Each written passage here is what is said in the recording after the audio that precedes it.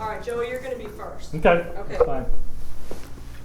All right, so you'll hear more from me later. I think one thing that I want to point out, Deb Boykin and her evil twin, Pat Atkinson, aren't in the room yet, but they're on their way. She just texted me to say that Deb is now our community arts coordinator for the entire State Arts Council.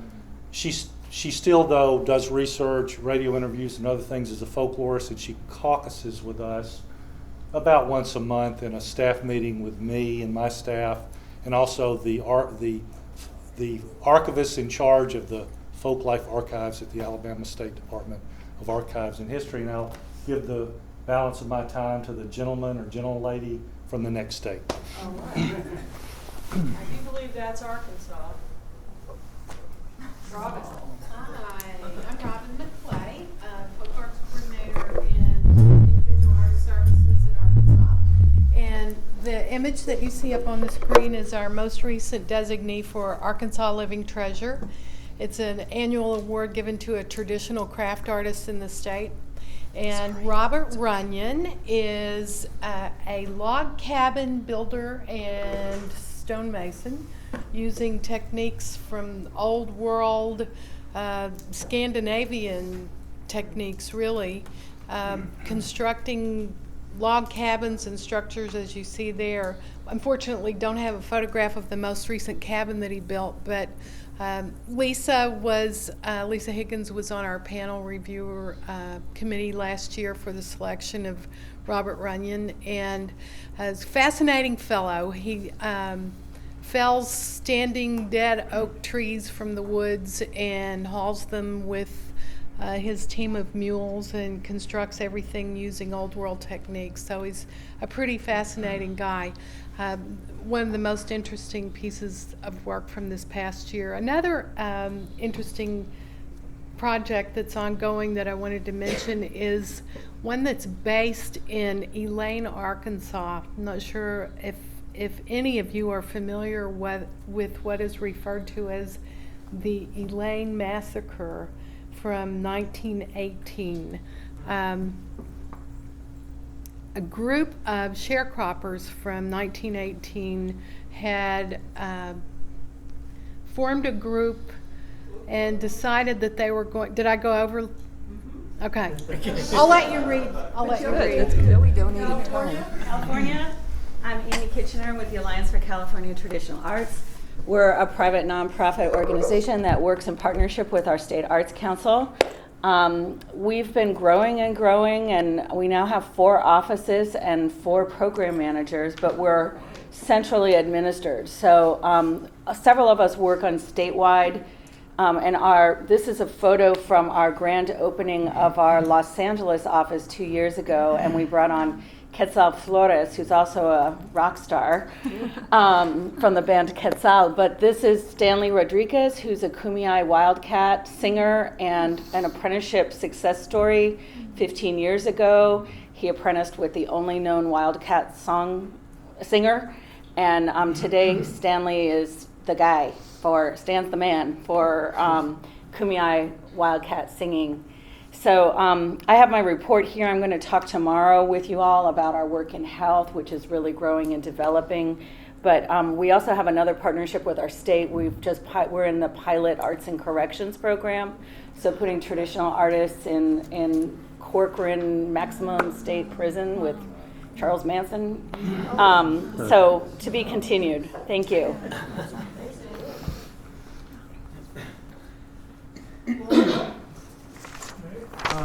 I am Ross Brand from the Florida Folklife Program. I'm actually the Folklife Program assistant. I might have been Amanda, who's actually the state folklorist at AFS, and because of that, I'm the one here today. We're actually not part of a state's arts agency. We're under the Division of Historical Resources, so that's a little different than most of you guys.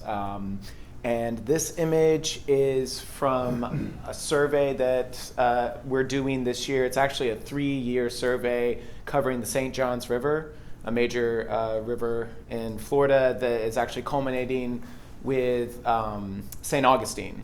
in St. Johns County, which is where the river meets the ocean, and it also is coinciding with the 500-year anniversary of St. Augustine. And Florida has this Viva Florida 500 initiative, where the whole state's kind of going crazy over the 500-year anniversary. We're really excited about this survey this year because it's focusing on St. Augustine, which is obviously really rich with a lot of traditional culture.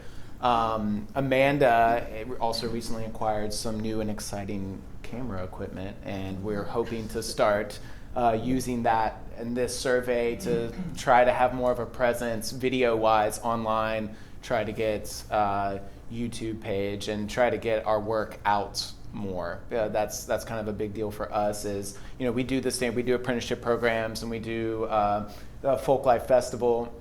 And our survey ties into the Folk Life Festival. So whatever survey region we're doing, we bring all those people to the festival, show the work we've been doing, try to get out into public. But now we're really trying to use the internet to get it out there more. So we're glad to be here. Indiana? Oh, this is me.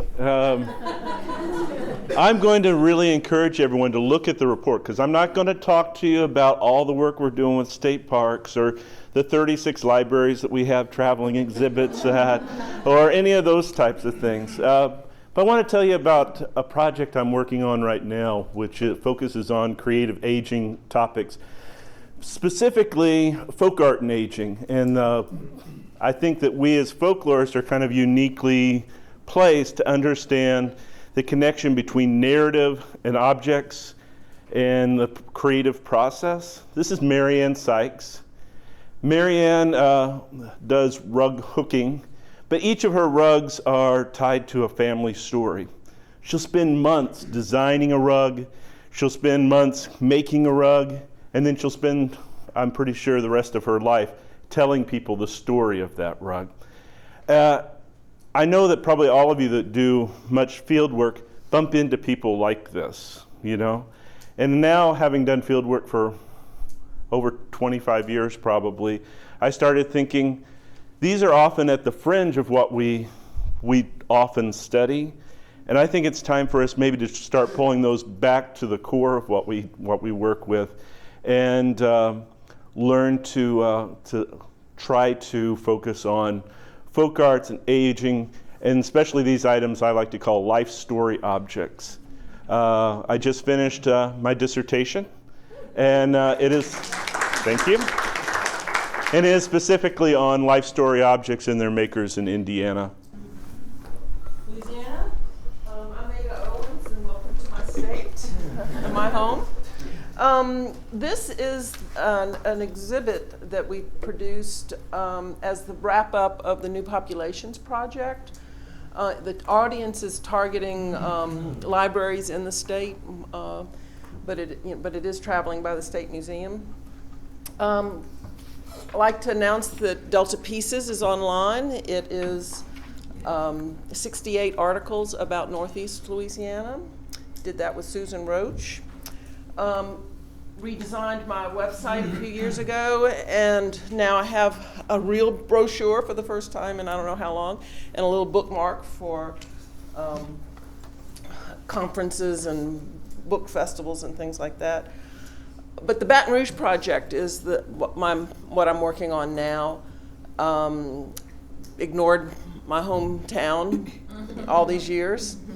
And so we're focusing on that. And the strategy of the program is to focus on what's not being done, because we have so many folklorists in the state. So I won't be doing anything on Cajun music or Mardi Gras. So that's going really well. Maine. Hi, it's great to be here. I'm Kathleen Mundell. And I actually worked for the Maine Arts Commission 12 years ago as their folklorist. But this year they decided they wanted to have a creative aging program on a state level. And they hired a folklorist, which is great. And it's very exciting. And I think it's what you were saying about how it's a great field for folklorists to work in. And basically, I'm getting the opportunity to design a statewide program that will have a lot of traditional culture and artists in the program. And this is Tom Cody, who's an Acadian woodcarver who is also a master artist with his apprentices. And he is in a program training healthcare workers about what it means to be a good elder. And we're doing a lot of work with actually healthcare professionals as part of the program. So. Marilyn. All right.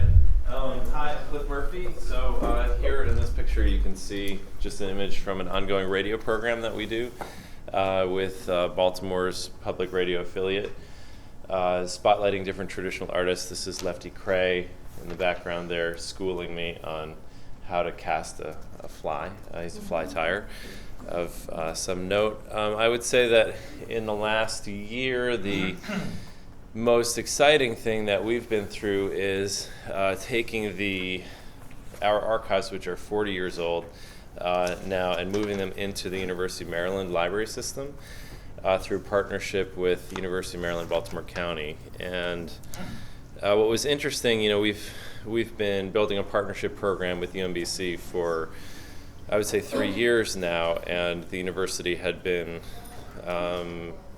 a little slow in bringing funds into the position for the folklorist. And once we proposed the idea of folding our archives into the partnership, they came up with money for the position as well. Yay! Yeah. So that's very exciting. We just signed an MOU with the university, not only for the archives, but for the position as well. And so this position will now be sustained even if the Arts Council blows up. So it's exciting stuff. So, all right, that's on to the next. Massachusetts. I couldn't remember which photo I put up there. Oh, that's from 2003, and could be here, right? But it's not. It's in Roxbury in Boston, which sort of amazing because it happens as huge Caribbean carnival, and most of Massachusetts doesn't even have a clue it's happening. So I'm very inspired by this archive situation, and I'm going to be working this coming year to try to do the same thing. Because as many of us work in state arts agencies, we're the only ones with archives. I was fortunate enough to be trained by an archivist, so I knew what to do. But I'm a little worried about, when thinking about succession and just our situation, being in arts councils, what's going to happen with that archive and how accessible it is. So I love the idea of it being digitally accessible, through some university system. So I'm going to look for partners. That's the next big thing. But I'll just leave it there because it's all in the written report. It's great to see everybody, too. Michigan, and they'll be here later. Mississippi. Hi, I'm Jennifer Jameson. I have a slightly more abstract update. So pictured here is China Sip, and she's the great-granddaughter of the late North Mississippi fife player Otha Turner, who was, of course, famously recorded by Alan Lomax, Bill Ferris, David Evans, George Mitchell, so forth, with his Rising Star Fife and Drum Band. She's here at, if you can see her t-shirt says Turner Family Picnic in Gravel Springs, and so it's the sort of historic, it's been going on for ages, sort of family gathering where they perform, where the Rising Star Fife and Drum Band performs in its various versions, and folks come from far and wide now. Alice Parati, who's a librarian in Como, she explained to me that China's aunt is Sade Thomas, Otha's sort of familial apprentice. So she's regarded as the sort of last official fife player in the tradition. She's maybe about my age. And Sade is supposedly training China to blow fife, but China lives in Houston, only comes back once a year. So it's just sort of I thought this was an interesting sort of snapshot from the field, right? In the sense of the questions of sustainability of tradition. It's also sort of, the Turner Family Picnic almost has its own folklore of its folklore documentation. And so it's an interesting look at that event, that tradition, the familial legacy of it, and what's coming next for it. That's it. The great state of Missouri.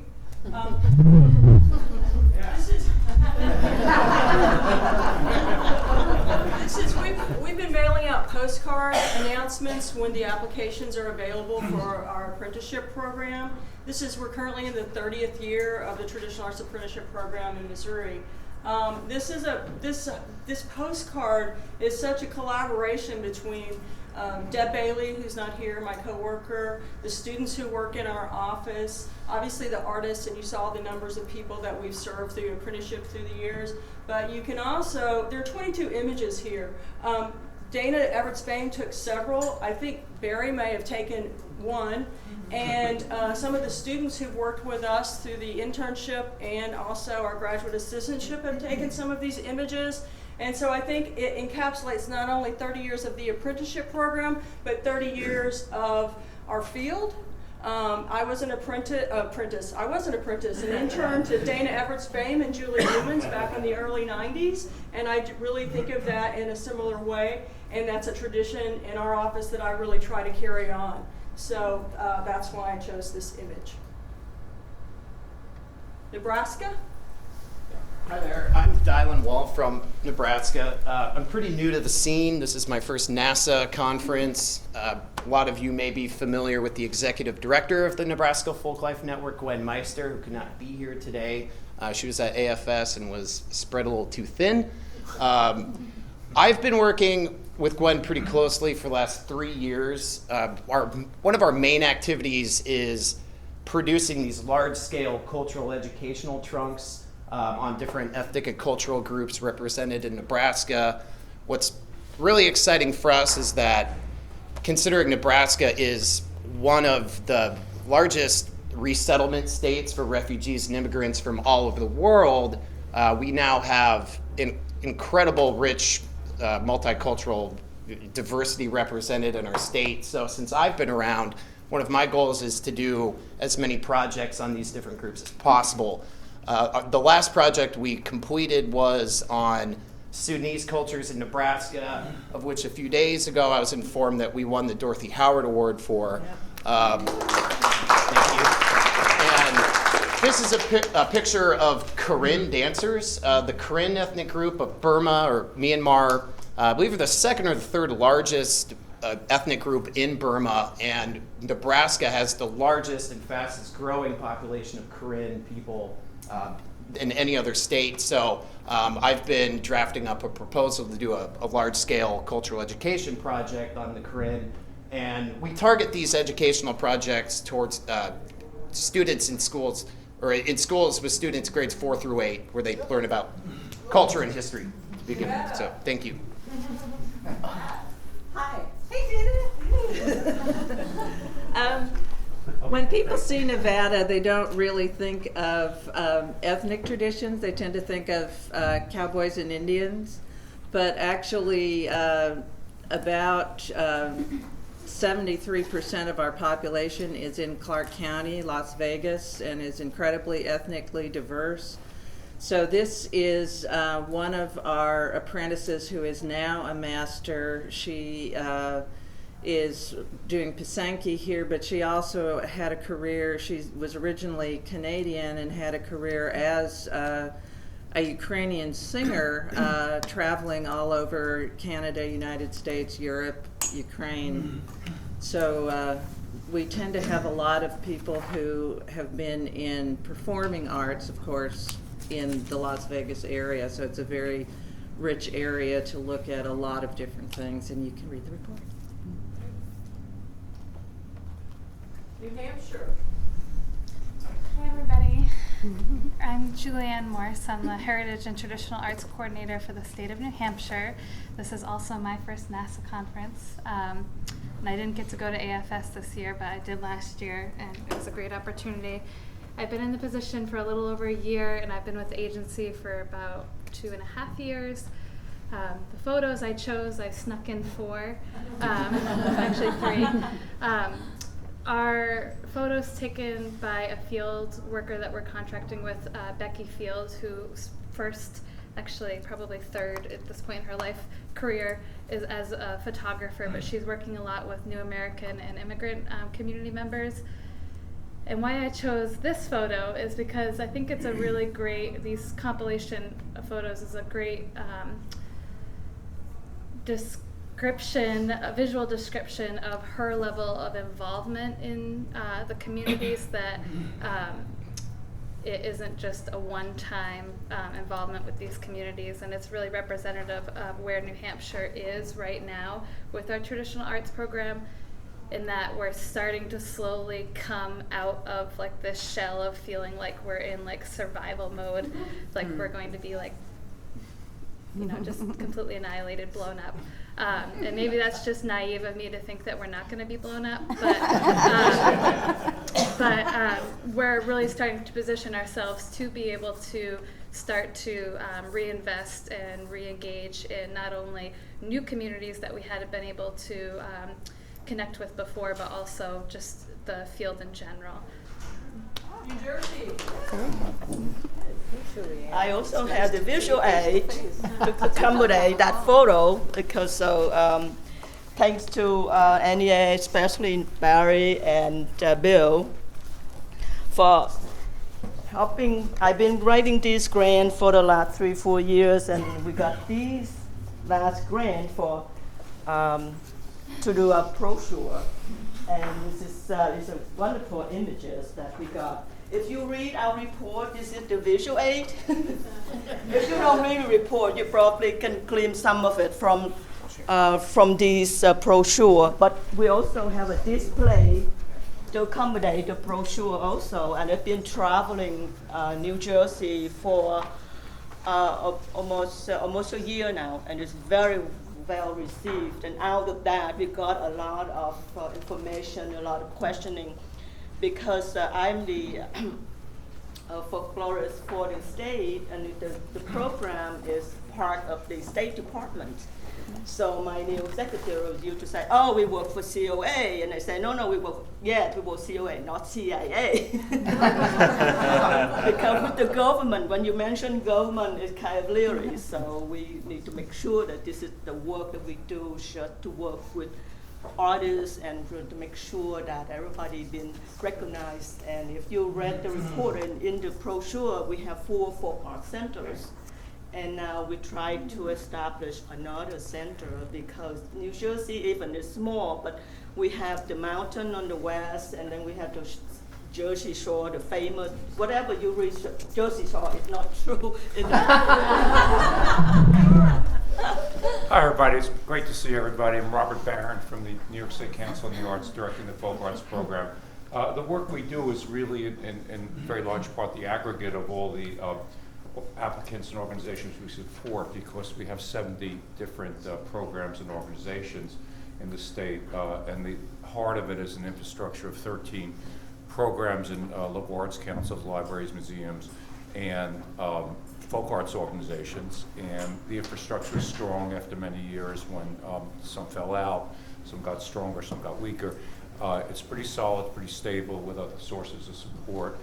As special projects, NISCA, our organization, our agency, does a roundtable every year, which is a convening with about 45 organizations. The theme this year is video documentation, and it's related to a project to train the programs around the state in digitization, leading to uploading to the to social media and eventually a statewide portal.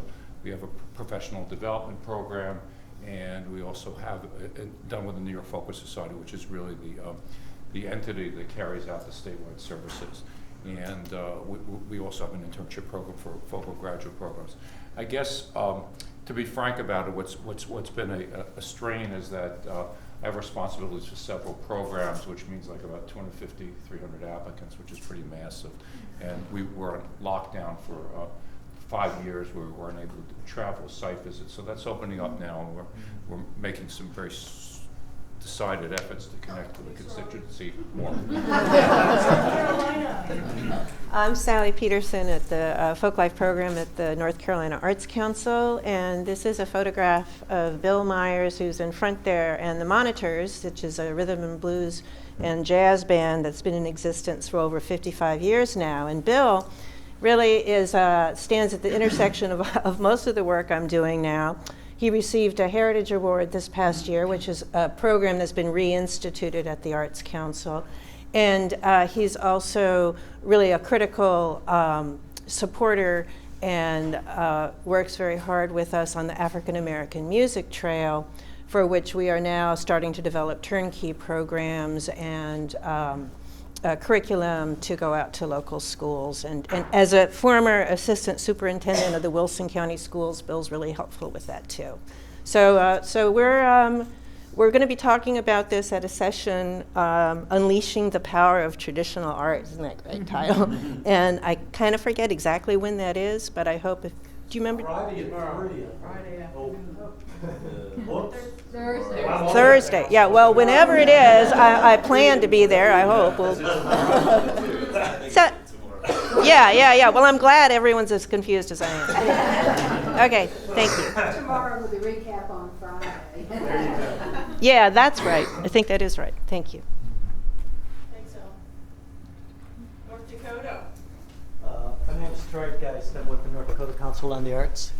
And there are two things that really have been impacting the culture and environment of our state, and that's the oil boom and flooding. So over the last 4 or 5 years, we've been really focusing on documenting those geographic sites that have specific American Indian stories associated with them. So we have here Debbie Gourneau, who is a Ojibwe traditionalist storyteller and traditional healer, at the place where they say Sky Woman came down and caused the Great Flood to recede and the world to reemerge. She's been in our apprenticeship program, and in our program we try to weave our apprenticeship people into as many of our other programs as possible. And we've been doing a lot of things with traditional culture and health, aging, and other kind of issues like that for a while now. And Debbie was involved in a project that we did with fetal alcohol research and prevention, where we teamed up traditional storytellers with trained counselors to mediate issues between biological and adoptive families of FAS children. So that's what this image is. Ohio. Hi, I'm Kathy Signorino. I'm the individual artist and traditional arts coordinator at the Ohio Arts Council. I've actually been there 20 years, but I want to thank so much the support of having us have these costs covered to come to this, because we weren't able to do it before, so thank you very much for all the effort on that part. This here is a couple images I wanted to show. The one on the right is a new partnership that we've done. It's actually within the last 3 years with Think TV in Dayton to do heritage profiles of our Ohio Heritage Fellows. And that actually is my colleague, Chiquita Mullins-Lee, who is, they combine these heritage profiles into half-hour segments that they're able to actually distribute to PBS stations across Ohio, but then now actually across the country. And so she actually does a introduction for the heritage profiles, and they're usually combined in some thematic way. And then they also sit on our Ohio Traditions website, which has a focus on our traditional arts apprenticeship masters and the apprentices, also our our heritage fellows, and so they live on that site as well. And then it also has our research for that we do in our state for folk and traditional arts. Thank you. Oregon. Hi, I was wondering what image I'd submitted.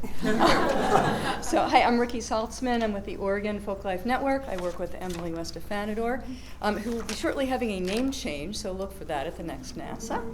Congratulations are in order, or best wishes, actually. Anyway, we are situated, we live at the University of Oregon. We operate statewide in partnership with many state and not-for-profit organizations. And you can read the summary, but I think Emily's projects have been particularly with our Native communities. She has worked on a bilingual children's book and, let's see, language revitalization and basket revitalization tradition with digitizing audio collections at the Warm Springs tribes. And let's see, and we've recently started working with the Klamath tribes and with the Burns Paiute. And Oregon has 9 federally recognized tribes, so we are working our way through that. We are working with fishing guides on the Mackenzie. And this is an old Mackenzie drift boat. Be doing more with that. We're also working with Fisher Poets, which is an informal, formal gathering of commercial fishermen and women in Astoria every year. Jens Lund has worked a lot on that and graciously invited me into it, and I fell in love, as have several of our graduate students. And I will say, without the graduate students, we could not do what we do. They are wonderful. They are great interns. We now have a summer post-grad fellow for the master's students. They did a National Heritage nomination this summer, and they also worked on a grant for the Fisher Poets. Okay, that's Pennsylvania. I guess I was in a bureaucratic mood when I chose my picture. Because I think that a picture of Vera Nakonechny, our Heritage Fellowship Award winner, should be up there. And she is a Ukrainian, well, she does everything really, beadwork, needlework, yada, yada, yada. So she's wonderful, and we're very proud of her this year. So this is a map of our infrastructure, and without giving too much away for my presentation later today, I just want to explain it a little bit. We work with 7 regional partners across the state as folk art resource centers. And I am both the coordinator of the statewide program as well as the regional coordinator, I guess, for the area around the Capitol, that sort of weird green slime color. We, like New Hampshire and probably several other states, are just crawling out of our shell shock state of post-recessionness. And we're trying to, well, I am trying to expand our programming beyond we finally have our apprenticeship back, and we definitely can give grants to all 7 of our regional partners. And I'm really thinking towards creating a statewide initiative of some kind, just to say, hey, we're here, we're doing work, we want to work with you. And also, we've been working with Penn State to move our archive to a university location to make it more accessible, because currently it's in a closet, a couple of closets, as well as my office. And I'd like it out of there. And I'd like graduate students to use it. So I would love to talk to you, Cliff, more about how you made that work. We've been working on it for 3 years, and it hasn't happened yet. But you can read my report and stay tuned for later. Rhode Island. Hi, my name is Elena Calderon Patiño, and I'm the Community Arts Program Director at RISCA. And at RISCA, we support folk artists in several ways. We support individual artists through our folk apprenticeship and fellowship program that we've done for over 20 years. We provide $3,000 apprenticeship grants, $1,000 and $5,000 fellowship grants. We also support, and that's the wrong, oh, that's the right photo, okay. We also support folk artists through their organizations, so that their organizations, that's where their artists emerge from. So we do that through the Expansion Arts Program, which actually started at the NEA. We provide, we're in a partnership with Rhode Island Foundation and Rhode Island Council for the Humanities on a program called Expansion Arts, which provides $10,000 each year to culturally specific organizations, helping them with governance and financial development, audience development, so on and so forth. Our organizations are the Cambodian Society, RPM Voices, ECA's Spanish Theater. They just graduated, actually, and hopefully will continue that program. We also have the Intercultural Connections program, in which we want to connect folk arts with local, regional, and the national conversation. So far, in the last 2 years, we brought 2 national conferences, the Association of American Cultures, which is the largest culturally specific conference, and the National Association of Latino Arts and Culture, and it's all in the program. Sure. Hello, everyone. My name is Doug Peach. I'm the South Carolina Folklife and Traditional Arts Program Coordinator at McKissick Museum and the South Carolina Arts Commission. I've updated our programs and the sheets that you all have. Later today, I'll talk about an exciting partnership that we have with the Gullah Geechee Cultural Heritage Corridor Commission. But today, I'd like to give a little bit of an institutional update, as the last person who was here in my position was Julianne Carroll, who some of you know. Julianne has now moved on to Georgia, but what happened at the Arts Commission when Julianne left is that a partnership was formed with the McKissick McKissick Museum. So what we see here is my colleague at McKissick Museum, who some of you know, Sadler Taylor. He's recording a band led by Alda Smith, who was a Folk Heritage Award winner in South Carolina. And what this new partnership has created is a very strong public program series at McKissick Museum, where there was already a year-long folklife exhibit. So we've just started, begun an exhibit on Native Americans in the Southeast. We just had a wonderful folk festival with about 400 people. And next year we're really excited about an exhibit on music in South Carolina. So thank you. It's a pleasure to be here as a newbie, and looking forward to hearing from everybody else. South Dakota. Hi, I'm Andrea Graham. I'm the Folk Arts Coordinator in South Dakota. It's a part-time contract position. That's just how it's worked out in the state. So I do a series of small projects. This is our most recent one on ranching, cowboy and ranching arts and culture.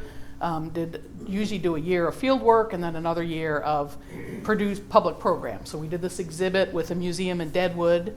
It's going to travel to a couple of other locations, and we bring artists in and do programs. So we've got saddles and boots and things like quilts, decorative arts. The sign, the metal sign on the left is the exhibit title, Plainsborn, and we commissioned a guy who makes these ranch signs to make our exhibit sign. And then we have apprenticeships, but I'd like to acknowledge Dennis Holub, who was the former director of the Arts Council, who just passed away a couple of months ago. Suddenly, he's the one who started this folk arts program. He was always very committed to traditional arts. He knew that for the Arts Council to serve the state, he had to serve those traditional artists. So he started a program in the early 80s, hired Elaine Thatcher. They were not able to pick that position up, but he kept that flame alive, and when the infrastructure program came in, he immediately applied, reinstated the program in the late 90s, and has just been a champion of traditional arts. He served on the American Folklife Center board and really enjoyed that, having that national perspective. So I just want to acknowledge him as the founder of this program, and I think that's one of his main contributions to his work in the state. Thanks. Tennessee. Oh, okay. Hi, I'm Dana Everett Spain. I'm the Folklife Assistant at the Tennessee Arts Commission. And of course, we're at this epic moment of transition where Roby Cogswell is unbelievably leaving. He used to say the only way he'd ever leave is being carted out, his dead body. But he's actually leaving, so it's both sad but exciting because we're looking forward to a new director of the Folklife program, and I'm very excited about that. I'm going to remain as the Folklife Assistant. One of the reasons I decided to do that was because I get to focus on Latino and immigrant traditions. And this particular image is the Archangel Gabriel. It's a painting by a Peruvian immigrant to Tennessee named Clorinda Chavez Galdos Bell.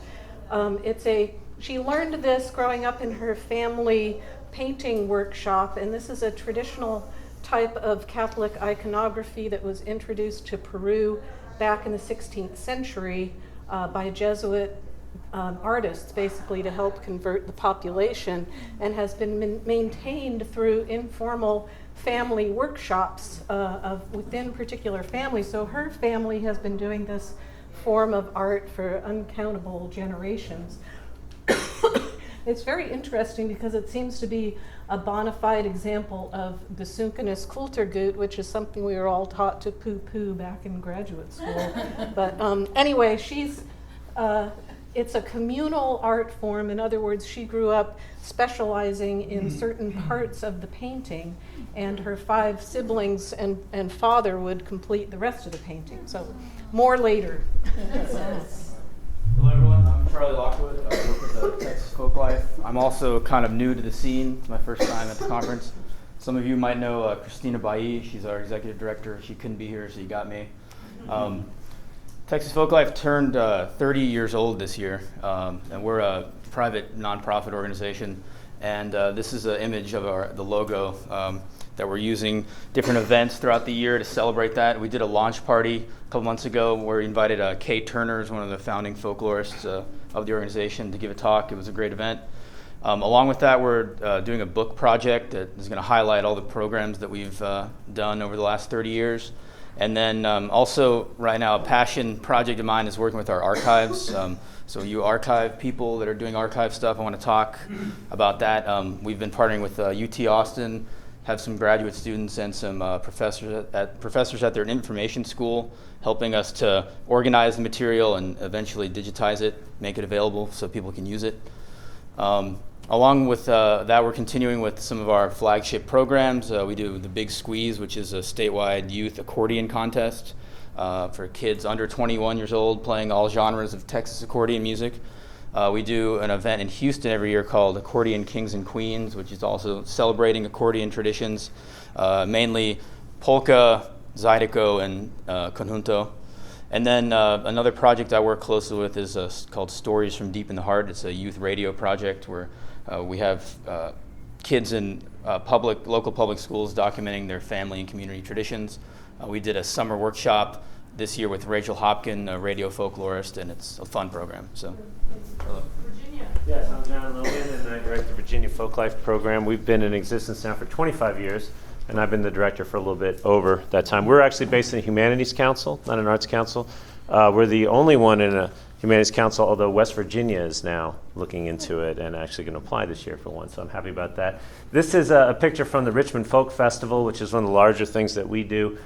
We make a very big deal out of this oyster shucking contest between Deborah Pratt and Clementine Macon, two sisters who are world champions. Deborah actually went international to Ireland after winning the nationals. Oysters, I just wanted to say real quick, is Virginia actually has just announced that they're going to have an oyster trail. Virginia has a trail problem. Anytime you're standing anywhere, you're on 3 trails. And I got to go to the meeting where the first planning meeting of this oyster trail. And sometimes I get invited and other times I invite myself and infiltrate these trails or other things that typically come out of tourism or Department of Housing, Community Development, who often, while other things are getting cut, they seem to always be getting more money and be doing these projects that increasingly focus on tradition bearers and culture as sort of the attraction, yet so I'm sort of there to say things like, hey, maybe some of these people should have a voice in these things, ways to present that in a way that's respectful and that benefits the people. And then I just want to say real quick, the most exciting thing, and this is thanks to the NEA, we were able to hire what I'm calling digital media specialist. He's now in his 2nd year of funding, and he's transformed the program, and we're doing a lot of like what Robert was saying. Washington? I'm Jill Lindsay with Northwest Heritage Resources, which is a public folklore nonprofit organization in Washington State. This image is emblematic of our close to 20-year partnership with the State Arts Commission. And the nonprofit that I direct was established by the former Folk and Traditional Arts coordinator at the Arts Commission, Willie Smythe. And it was his idea to start these cultural heritage audio tour guides. This happens to be the last one that has been produced in Washington. And there's kind of been a sad recent history of that program being cut by more than half a few years back, and in 2013, Willie was let go and all the program funds were cut, so that program has not existed since then. We've had sort of an active group that have established a statewide meeting that brought a lot of attention to folk and traditional arts. And I'm happy to report that as of March 2014, there is a new director at the State Arts Commission who, in part as a result of this statewide meeting and this energy that's been generated locally on the part of many cultural organization directors and folklorists working in the state, that she has expressed her intention of rebuilding the state program at the State Arts Commission. And she is here at the meeting and is going to be talking to some of you about your state programs. So better sit down. Wisconsin. 2 things that I'm most excited about recently. This one reflects Wisconsin Teachers of Local Culture recent push. We have thanks to the NEA, we did a year-long project with 4 teaching teams from across the state, did an intensive training workshop in 2013 summer. They went back to their home communities, instituted a local culture curricula that was appropriate for their situation and their students and community. Each of the folklorists involved with it did resource and assistance training during it, traveling to. And so I got to go to Hayward, which is in the north. This is Northern Waters Community Environmental School. And it's a real mix of Ojibwa kids and European American descendant kids, and looking at just the overwhelming presence of water in this place. And they did a great project, and this is part of their final presentation, which was multimedia in a community theater that had been rescued by community members. It was just a total package, fabulous event. WTLC is going through transition. This year we did not offer our iconic cultural tour for teachers. Instead we had a convening. We want to branch out. We want to create a stronger network through local culture education providers in the state, and very successful convening, and that was thanks to AFS funding. Wyoming by proxy. I'm back again. Annie Hatch is the folklorist with the Wyoming Arts Council and had to cancel at the last minute, but I'm going to speak up for her. I also work at the University of Wyoming in a public folklore position. We have been working on this major Art of the Hunt project for 5 years, and our exhibit finally this summer, our exhibit went up. And so this is a shot of part of the exhibit with a little campfire scene in the back, and there's an audio, one of those domes that you walk under, and we've got some audio snippets of people telling stories, lots of taxidermy, decorative arts, pack saddles, engraved guns, fancy knives, fishing flies, bamboo rods. So it came out really well. We worked with a professional exhibit firm, and we're really pleased with how the exhibit came out. It is up through next June. If anyone is passing through Cheyenne between now and then, stop in and see it. And then we're now doing a series of programs funded by our Humanities Council. The Arts Council is also working on a project, 3-state project, Nebraska, Colorado, and Wyoming, on Dutch hop music and dance. Chris Simon has been filming, and it's now in the editing stage. There's going to be a video documentary of this really wonderful music and dance tradition, but also the food that goes with it. It's Germans from Russia settled in that region. They were brought in to harvest sugar beets, and they've maintained this wonderful music tradition. So that video was supposed to be out, I believe, in 2016, and there'll be lots of publicity on it. What else is she? I mean, she has an apprenticeship program. She's doing great work, and we work together as often as we can. And the Arts Council actually partially supports my position at the university and actually got it started. And South Arts. As you can see, I like to collage. But I'm Teresa Hollingsworth. I'm the Senior Program Director at South Arts. And currently, I am the only folklorist working at one of our regional arts organizations. We do have the opportunity to collaborate and to partner with some of the other RAOs.